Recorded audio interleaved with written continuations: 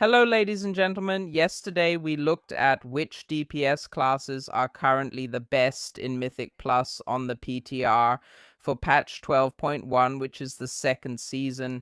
Today we're going to do the same for healers and tanks. Important, as I mentioned yesterday, these lists are based on the current results, which means a lot can still change with class tuning. So classes can get better, but classes can also get worse. That means none of this is set in stone.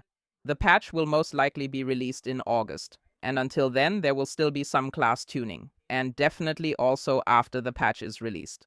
So if your class isn't doing so well right now, don't get discouraged. There will still be a lot of changes.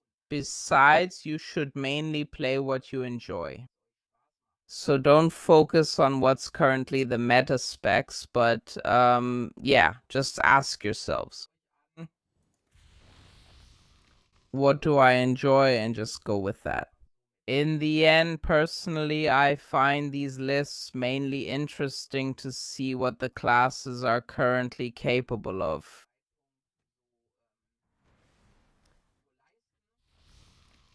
But don't take it as set in stone, it's just for fun. Let's take a look at it now. And yeah, let's get started. The list is from Icy Veins, created together by the class guide writers together with Petco.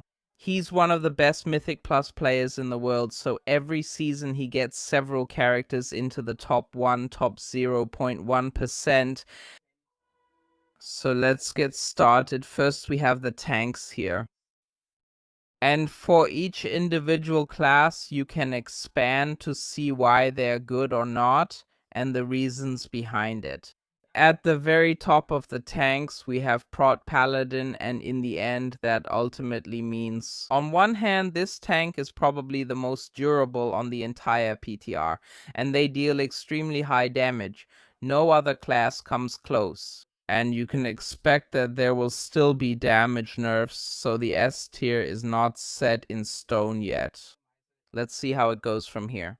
Prot Paladin then lands in the A+ tier, making them stronger offensively but also defensively compared to Season 1.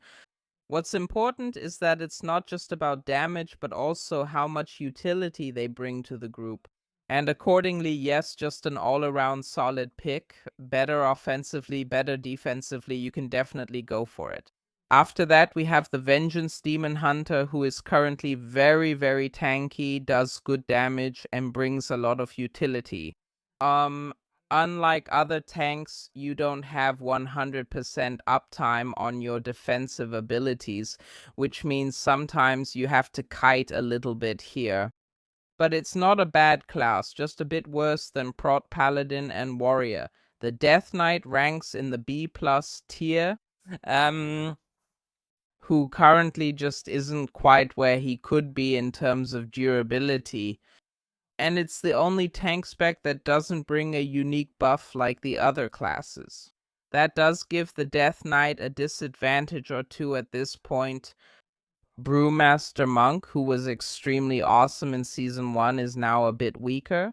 Your absorbs are stronger, you have more self-heal, so that's actually pretty good. And the damage output is higher too. Accordingly, all in all, on paper, the Brewmaster doesn't really sound worse than it is right now. But compared to the top performing tanks right now, you're not quite as good, especially when it comes to durability. So a Paladin, a Warrior, a Demon Hunter can just take more hits. And that's why the Monk is where he is right now. And in the B tier, we have the Guardian Druid, whose Apex talents have been completely reworked. You have to be more careful with how you spend your rage. And especially when it comes to damage dealt, the bear is currently probably the weakest of all the tanks. Heart of the Wild is still a really, really awesome buff, but where they're currently really good on the live server, they're rather weak in Season 2. Otherwise, let's quickly take a look at the healers. We don't have an S tier there, only A+. That's where the Mistweaver Monk and the Discipline Priest are. Mistweaver Monk, good healing and apparently even better damage than in Season 1. The Disc Priest also looks very, very strong. He has enough healing output and so on and so forth. However, in terms of mana, it's not quite enough for the S tier yet. So you're a bit behind there. Restoration Shaman, who has hardly changed at all in Season 2 compared to Season 1. Single target healing is good. AoE healing is a bit worse.